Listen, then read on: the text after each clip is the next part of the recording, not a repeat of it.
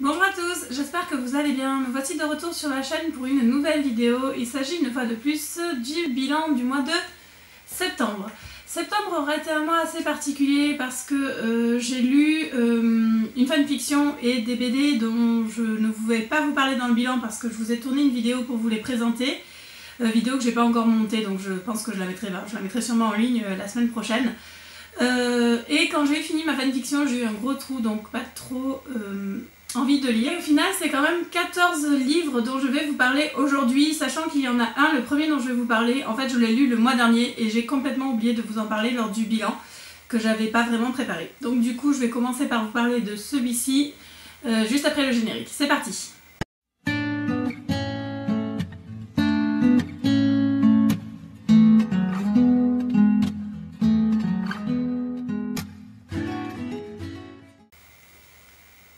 Donc comme je vous le disais en introduction, j'ai oublié le mois dernier de vous parler de ce roman. Enfin, il s'agit d'un recueil de nouvelles qui s'appelle Des vacances pour le refuge. Alors le refuge est une association pour aider les jeunes de la communauté LGBT. Je vous mettrai le lien de toute façon. Pour le refuge, il est dans la chronique et je vous le remettrai de toute façon sur YouTube et sur le blog pour le lien du site, donc pour présenter ça. Et donc il y a 2 recueils de nouvelles qui sont sortis. Un de texte long, un de texte court. J'ai eu la chance de lire le texte long. Alors texte long, c'est un bien grand mot. Ce sont des nouvelles, toujours. Alors si ça c'est les textes longs, les textes courts, je pas trop envie de les lire parce que c'était déjà trop court à mon goût. Ce que j'ai bien aimé dans ce recueil de nouvelles, c'est qu'on avait toujours le même thème, c'est-à-dire des vacances, et quasiment tout le temps un premier émoi. Voilà, dans différentes époques, dans différents thèmes, dans différents genres, il y avait beaucoup de genres différents, c'était vraiment sympa, plein d'auteurs différents, et voilà. Mais ce que je retiens moi, c'est que ça m'a laissé un peu frustrée parce que c'était vraiment très court. Chapeau aux auteurs pour arriver à faire passer autant de choses en si peu de mots, mais voilà, les nouvelles c'est vraiment pas fait pour moi. Je l'avais lu un peu avant de lire le recueil dont je vous ai parlé le mois dernier, donc de Cyriane Delangue. Enfin bon, j'ai enchaîné pas mal de recueils de nouvelles, du coup j'étais un peu frustrée. Et je pense que c'est pour ça que j'ai oublié de vous en parler tout simplement. Mais en tout cas pour le recueil, alors faudrait que je vérifie combien j'avais mis d'étoiles. Je crois que j'avais dû mettre 4 étoiles pour le recueil complet.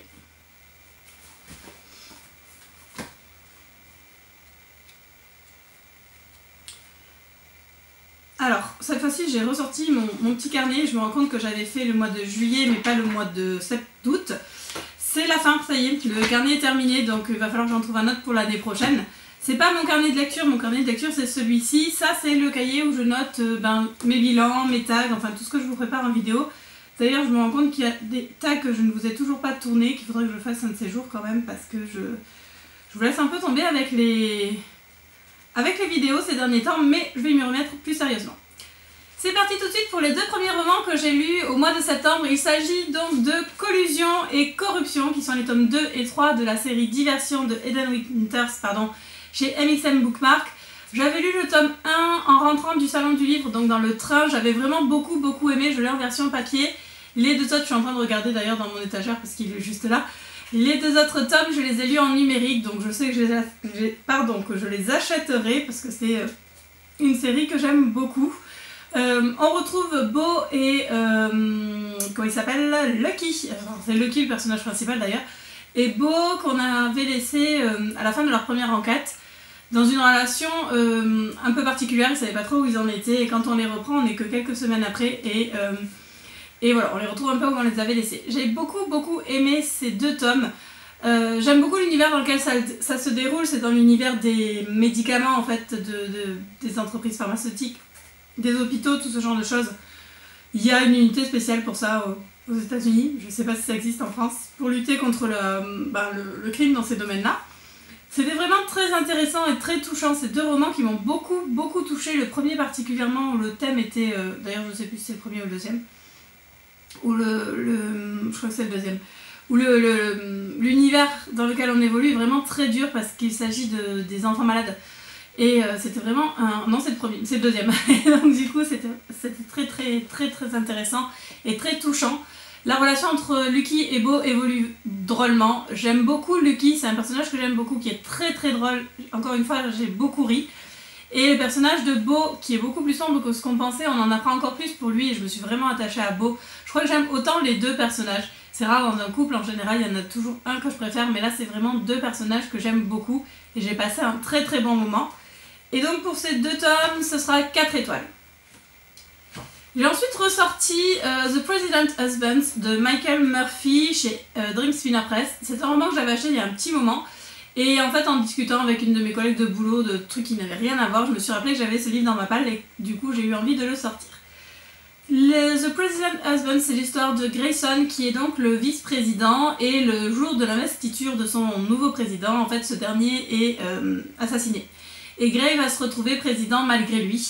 Il faut savoir qu'en fait Gray est un sénateur, enfin un homme politique ouvertement gay. Il est marié avec David qui est médecin, urgentiste et prof à la faculté de médecine. Ils se sont retrouvés là un peu par hasard, c'est-à-dire que le président avait besoin de quelqu'un d'un peu plus libéral dans son pool politique et donc il a donc décidé d'intégrer Grayson qui est donc gay, alors que c'est un parti plutôt conservateur. Les 2 hommes, Grayson et David, en avaient discuté, ils étaient d'accord pour que Gray soit vice-président. Maintenant, président, c'est tout à fait autre chose. J'ai beaucoup aimé parce que je m'attendais pas à ça en fait. Le roman est quasiment tout du point de vue de David. Et j'ai beaucoup aimé la façon dont lui, il perçoit les choses, dont l'entourage du président essaye de le mettre de côté, essaye de les séparer à tout prix. C'était vraiment très intéressant et voilà, ça aurait pu être... On aurait pu avoir un David qui se plaint tout le long et non, en fait, il va se battre pour son homme qu'il sent tout doucement lui glisser dans les mains. J'ai beaucoup aimé la façon dont Gray met du temps à réaliser ce qui se passe, tellement il est pris dans son rôle de président. Et la façon dont, quand il s'en rend compte, il fait tout pour récupérer son mari. C'est Dream Spinner Press, c'est vraiment mignon. Alors tous les Dream Spinner Press sont pas mignons, c'est pas un Dream Spun Desire, mais celui-ci est vraiment très touchant et très fort. Et j'ai beaucoup aimé la façon dont Michael Murphy a traité le sujet. C'était une grosse surprise pour moi. Et donc pour ce roman-là, ce sera 4 étoiles.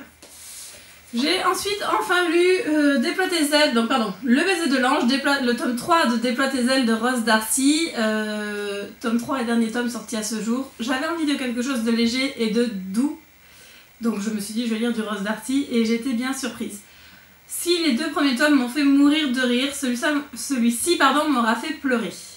Alors c'est rare, parce que Ross en général c'est juste magnifique et c'est juste tout doux.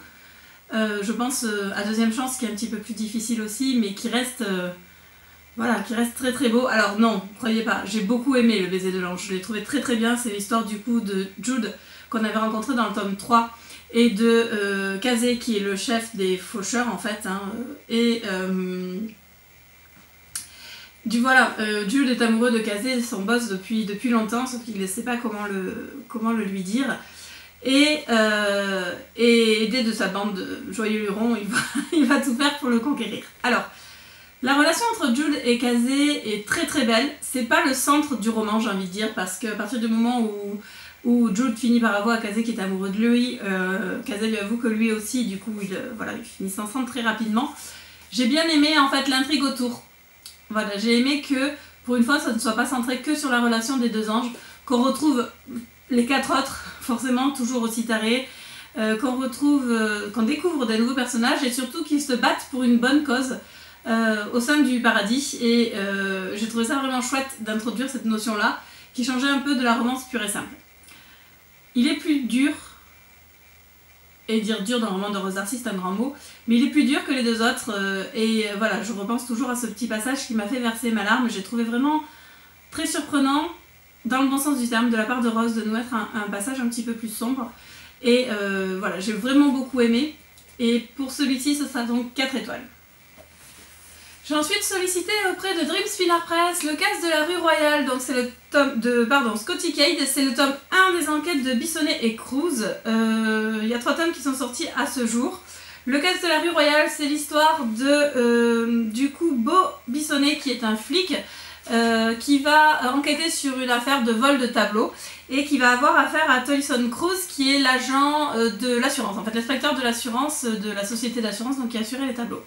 Ce que j'ai beaucoup aimé dans ce roman, c'est qu'en fait on commence par d'autres personnages, c'est-à-dire qu'on commence par les personnages, les victimes de ce vol et on apprend à les connaître avant de savoir ce qui va se passer, avant de découvrir Bissonnet et Cruz au final.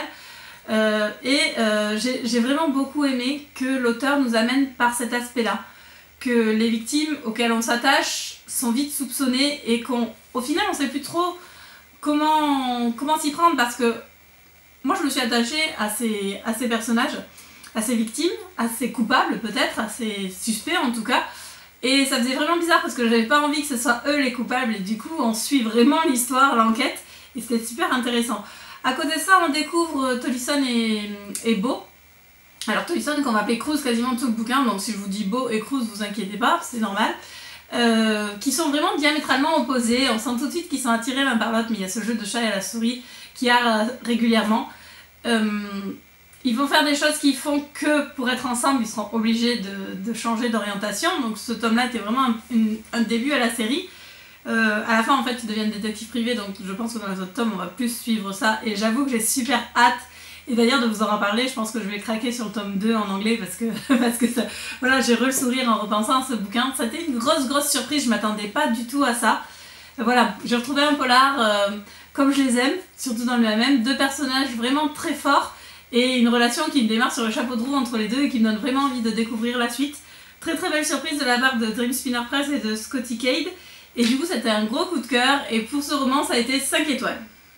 J'ai enfin décidé de sortir de ma palle Ashbad Quête Noire, donc le 3e tome de la série Ashbad de Sally Green, qui est une série que j'avais commencé l'année dernière. Quand j'ai commencé le premier tome, je ne lisais pas de MM, et le premier tome introduit le personnage de Gabriel, qui est un garçon du coup, hein, et qui tombe amoureux de Nathan, le héros du roman. Alors, quand j'avais lu les extraits du tome 2, ça commençait à dire qu'il allait avoir un triangle amoureux entre Nathan, Annelise, je crois, Annalise, je sais plus comment elle s'appelle, son amoureuse, et Gabriel. Du coup, j'ai râlé, forcément. Sauf qu'entre temps, j'ai lu The Mortal Instruments, et voilà, j'ai commencé à lire du MM, du coup, je m'en fichais un peu, et forcément, arrivé à celui-ci, je n'avais plus qu'une envie, c'est de voir mon couple préféré, c'est-à-dire Nathan et Gabriel, finir ensemble. Ashbad, au-delà de ça, c'est une dystopie. C'est l'histoire de Nathan, qui est donc un sorcier à moitié blanc, à moitié noir. Il y a des sorciers noirs et des sorciers blancs. Et qui est poursuivi par tout le monde, persécuté depuis qu'il est gamin. Et dont le père, un très grand sorcier noir, vient de mourir à la fin du tome 2, tué par Annalise, donc l'ex-amoureuse de Nathan. Nathan s'enfuit avec la résistance, qui veut tout simplement un pied d'égalité. Ils veulent pas que les blancs ou les noirs commandent, ce qu'ils veulent c'est que tout le monde soit traité équitablement, et notamment les demi-sangs comme Nathan.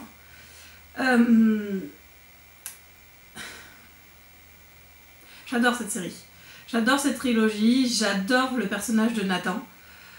Je peux pas trop vous en parler parce que ça m'a complètement bouleversée. La fin, et tout simplement, rien que d'en parler, je sens que j'ai les larmes qui remontent aux yeux. Je savais, je me doutais de ce qui allait se passer, je me suis spoilée, j'ai voulu arrêter, j'ai continué, j'ai pas regretté parce qu'il est génial, il est tout simplement génial. La fin est parfaite. Alors, comme dans la trilogie Légende de Marie-Lu, c'est pas la fin que je voudrais. J'aurais voulu une autre fin, mais elle est parfaite. Elle est tout simplement parfaite, et ça pouvait pas se finir autrement. Et voilà. Elle est... voilà, je sais même pas... Ça doit faire plus de 15 jours que je l'ai fini, et presque 3 semaines, et j'en ai encore les larmes aux yeux en y repensant parce que c'est... Il est génial. J'ai pas d'autres mots à vous dire si ce n'est lisez-le, parce que c'est vraiment une série superbe, et la fin est tout simplement merveilleuse. Voilà, je vais m'arrêter là parce que je peux pas vous en dire plus, mais lisez-le, et pour ce roman sans surprise c'est 5 étoiles. Et forcément après ça il a fallu enchaîner, ce qui n'est pas forcément évident. J'ai ma copine Johanna qui m'a sollicité, m'a proposé de lire son roman en service presse. Donc c'est un premier roman, il s'agit de Apprends-moi ton silence. Donc elle a publié sous le pseudo de Hélène Nikita, c'est chez les éditions Texte Gay. Voilà, j'avais forcément besoin d'autre chose après avoir fini Ashbad. J'avais besoin de douceur, j'avais besoin de quelque chose de fun et de léger. Je regrette pas du tout d'avoir lu ce roman. Apprends-moi ton silence, c'est l'histoire de Cal et de Yanis, entre autres. Cal qui cherche un logement et qui va tomber sur cet appartement qui est loué par Yanis et Nell, qui tiennent une pâtisserie, qui font des magasins de cupcakes, qui fait salon de thé aussi, et donc qui louent l'appartement qui est au-dessus de leur pâtisserie. Le monde de Nell et de Yann est tout simplement super coloré, c'est très gay, on va pas dire le contraire. Ça se passe dans le Marais, c'est très haut en couleur. Nell est un personnage haut en couleur, hyper extravagant, limite cliché j'ai envie de dire. Et face à lui on a un personnage de Yanis qui est muet et qui est le cuistot de la boulangerie et qui est beaucoup plus calme et beaucoup plus réservé. Cal va tout de suite tomber sous le charme de Yanis et on se rend compte rapidement que Yanis a vécu quelque chose d'assez sombre qui fait qu'il est très renfermé et que Nell a une relation très protectrice envers Yann. J'ai beaucoup aimé l'alternance des points de vue entre Yanis et Cal. J'ai beaucoup aimé en apprendre plus sur Cal, sur son entourage, sur ce qui lui est arrivé, sur Yann, et les voir tout simplement tomber amoureux l'un de l'autre, tout en retenue, tout en douceur, tout en pudeur. Avec vraiment quelque chose de très sain. En fait je suis en train d'anticiper sur la chronique juste après, mais c'est pas grave. Donc on va revenir sur Apprends-moi ton silence. Donc avec c'était tout doux, voilà, c'était tout doux, ça donne envie de manger des cupcakes. Pour un premier roman c'était vraiment très bien. Il y a quelques lourdeurs, quelques phrases un peu lourdes, mais rien qui ne puisse être retravaillé. Et enfin voilà, c'est vraiment un très très bon roman pour un premier roman. Une histoire vraiment toute mignonne que j'ai beaucoup aimé, même si le personnage de Nell n'est pas un personnage que j'aime en général. Je préfère mes hommes virils. Ouais, je sais, j'ai du MM, mais bon bref. Voilà, donc, mais c'était vraiment une très belle histoire, une très belle romance que je vous conseille vraiment de lire. Et pour Apprends-moi ton silence, c'était donc 4 étoiles. Après ça, j'avais toujours du mal à me remettre de Alphabet parce qu'il était assez court. Apprends-moi ton silence. J'ai donc harcelé Amélie pour qu'elle me conseille un bouquin à prendre dans ma palle. Elle m'a conseillé un bouquin qui n'était pas du tout dans ma palle. Il s'agit de Chasser la tempête de V.M. Witch chez Dream Spinner Press. Alors, elle m'a coupé le résumé à moitié en me disant lis que ça sinon tu vas te spoiler, et je vous ai fait la même chose dans la chronique et je ne regrette vraiment pas. Chasser la tempête, c'est l'histoire de Elijah qui est un jeune homme qui est à la fac, qui a tout pour lui, qui est riche, qui vient d'une famille super aisée, qui est mignon, qui a de réussite, tout ça. Sauf que Elijah n'est pas du tout à sa place, il ne se sent pas du tout à sa place dans sa famille, dans le rôle qu'on veut lui imposer. Il n'a pas envie de faire les études que son père veut lui imposer. Et il décide donc de prendre le large et de partir. Il achète une vieille voiture et il part à l'aventure. En quittant Boston, je crois, où il était à la fac, et au lieu de rentrer chez ses parents pour l'été, il décide de partir. Il finit par tomber en panne et se retrouver au milieu de nulle part, dans le Montana, je crois, et il va travailler dans un ranch, dans une ferme en fait, pour payer sa réparation et puis surtout pour se tenir l'été. Dans cette ferme, il va faire la rencontre de Cal, je crois, Chase, pardon, qui est donc un peu plus âgé que lui. Alors pendant tout le roman, on ne saura pas l'âge de Chase. Voilà. Elijah a 19 ans, je crois. Et Chase, on n'a pas la moindre idée. Ou 19 ou 20 ans, je sais plus quel âge il a, déjà, bref. Chase qui est assez solitaire, assez bourru, dont le conjoint est décédé, et qui tient une ferme avec des chevaux. Et il va apprendre doucement mais sûrement à Elijah à travailler, tout simplement. Il va l'employer en tant qu'assistant, en tant qu'aide fermier. Et ces deux-là vont se rapprocher tout doucement, mais très tendrement. Et j'ai beaucoup aimé cette histoire. J'ai beaucoup aimé la relation entre les deux qui se construit tout doucement mais très sereinement et très sainement, voilà ce que je vous disais tout à l'heure, de manière très belle et très douce. À aucun moment on est dérangé par la différence d'âge, à aucun moment il y a de rapport de dominant-dominé. C'est quelque chose de très naturel qui s'installe doucement et qui va nous porter tout au long du roman. Les décisions que vont prendre les deux hommes à la fin de l'été m'ont bouleversée, mais elles étaient tellement justes et logiques que voilà, on n'avait qu'une envie, c'était continuer pour savoir si on allait avoir notre happy end. Vraiment, encore une fois, un très bon roman de Dream Spinner Press, qui est une maison d'édition que je surkiffe parce que voilà, j'aime beaucoup quasiment toutes leurs publications. Et donc pour Chasser la tempête, ça aurait été 4 étoiles et demie. J'ai enfin trouvé le courage de lire Patriote d'Amélie. Alors, pourquoi enfin trouver le courage? Parce que je l'attendais depuis super longtemps. J'avais commencé à lire les premiers chapitres sur le blog à l'époque où elle est publiée sur le blog, puis j'avais arrêté parce que j'arrivais pas à lire sur le blog, enfin bref. J'ai commandé le pack quand il est sorti, j'avais super hâte de l'avoir. Tout le monde l'a lu, tout le monde l'a adoré, et là je me suis dit, ça va être dur. Ça va être dur, je vais pleurer, j'ai pas envie de ça. Donc j'ai attendu, et j'ai enfin trouvé le temps, après Chasser la tempête, qui m'a bien remonté le moral, de commencer Patriote. Alors, Patriot, c'est l'histoire de Grayson, Deacon et Chandler qui sont amis d'enfance et qui sont fils de militaires et qui s'engagent dans l'armée. On les suit à partir de leur premier départ en OPEX à la fin de leur classe.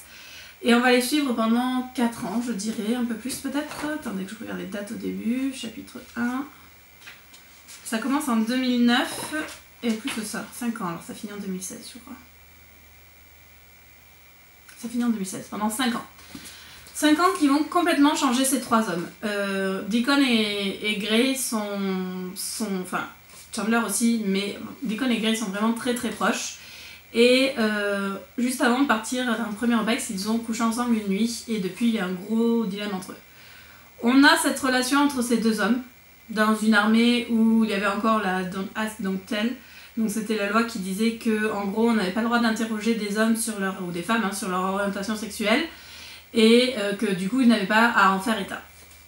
En gros on pouvait être gay mais il fallait pas dire. Cette loi était en vigueur aux États-Unis jusqu'en 2011 je crois. Alors, il y a plein de notes en bas de chapitre où Amélie explique tout ça. J'ai vraiment trouvé très très bien. Je sais plus exactement jusqu'à quand. Quoi qu'il y a un lexique à la fin. Non, je croyais qu'il y avait un lexique, mais non, il y a un index. Je sais plus jusqu'en quelle année. Je crois que c'est 2011, hein, jusqu'à qu'elle était en vigueur. C'est ça, prohibé. Hop, hop, hop, hop. Ouais, c'est ça. Entre 1993 et 2011, en gros. Et voilà, j'ai beaucoup aimé en fait l'alternance entre les périodes d'OPEX qui sont très difficiles et les périodes où les hommes reviennent à la maison. J'ai beaucoup aimé qu'en fait Amélie ne nous cache rien.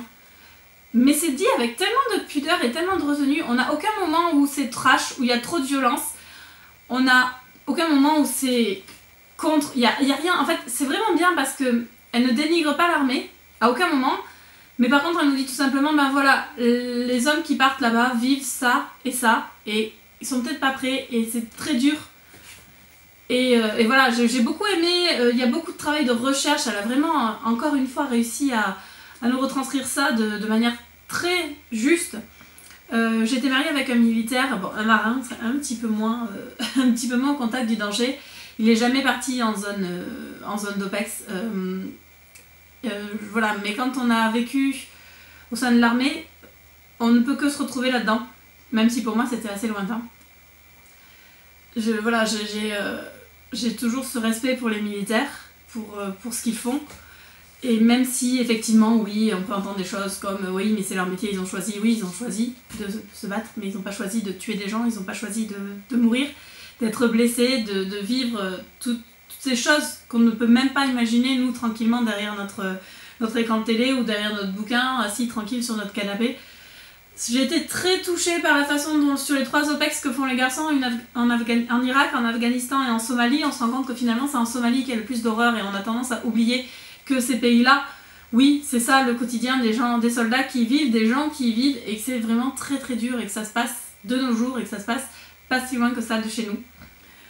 Voilà, c'est un roman qu'il faut vraiment lire. La plume d'Amélie est toujours aussi forte, malgré son jeune âge. Ma poulette, je te fais vraiment des gros bisous parce que tu t'assures. Voilà, je te l'ai déjà dit, mais t'assures vraiment.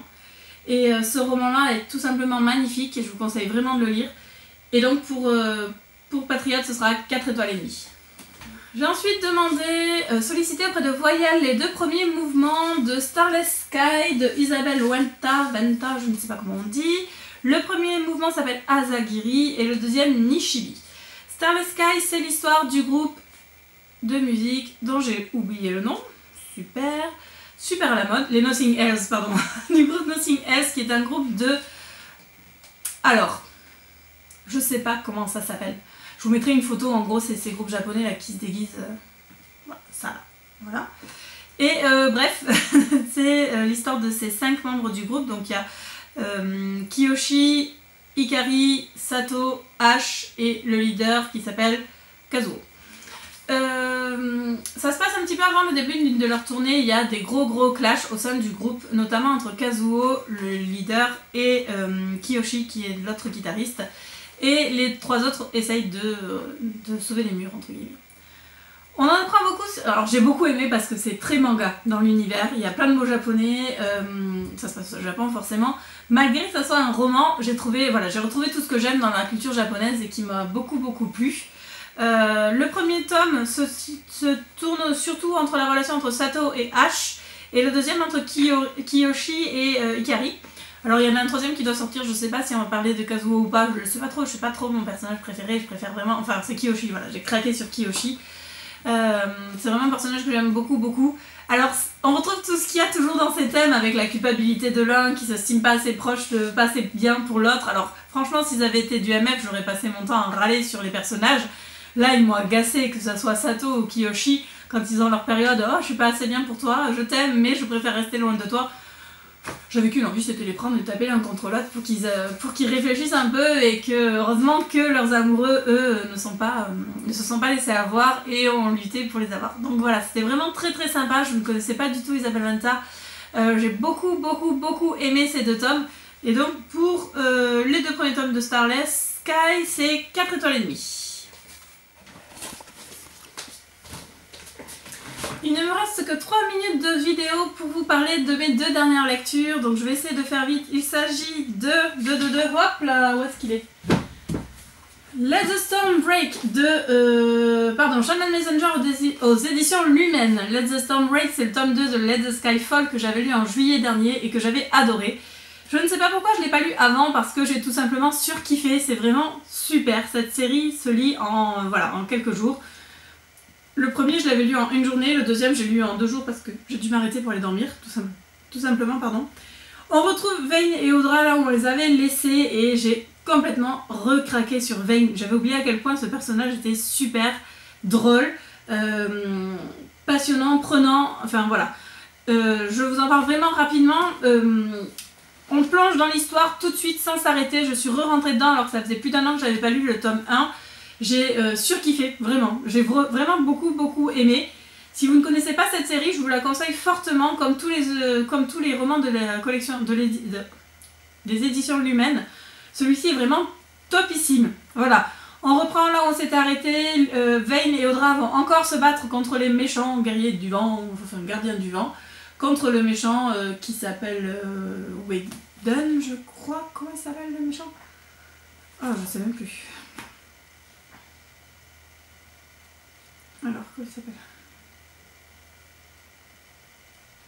Raiden et voilà, j'ai tout simplement surkiffé. Une très bon deuxième tome. Il me tente qu'une chose, c'est d'avoir le tome 3 qui est sorti en anglais mais qui n'est pas encore sorti en français, d'ailleurs Lumen quand vous voulez. Et donc pour Let the Storm Break, ça doit être 4 étoiles et demie. Je finis très rapidement avec Finding Family de Connie Bailey chez Dream Spinner dans la collection Dream Spun Desires. C'est l'histoire de Charles qui hérite de la fortune familiale, de l'entreprise familiale et de ses 3 cousins, donc qui sont orphelins, tout comme lui. Et il va engager John qui vient d'un orphelinat pour s'occuper de ses cousins. Alors c'est du harlequin pur jus. Si jusqu'à présent les Dream Spun Desires c'était du harlequin, voilà, là j'ai vraiment le côté harlequin avec des personnages qui tombent amoureux sans même s'être embrassés. On n'a que très peu de scènes au final entre John et Charles avant qu'ils tombent amoureux l'un de l'autre. Et voilà. Par contre, il y a une très bonne intrigue et l'histoire est plus basée sur l'intrigue et sur la relation avec les enfants que sur la relation de John et Charles. J'ai vraiment beaucoup aimé ce côté-là, même si la romance m'a semblé trop facile. C'est encore un très bon tome de chez Dream Spun Desire et donc c'est 4 étoiles. Voilà, j'ai hyper accéléré, je suis désolée. Que vous dire, pas grand chose. Je vais vous laisser en vous souhaitant à tous et à toutes une très bonne journée. Merci de m'avoir suivi et à très bientôt pour une prochaine vidéo. Salut!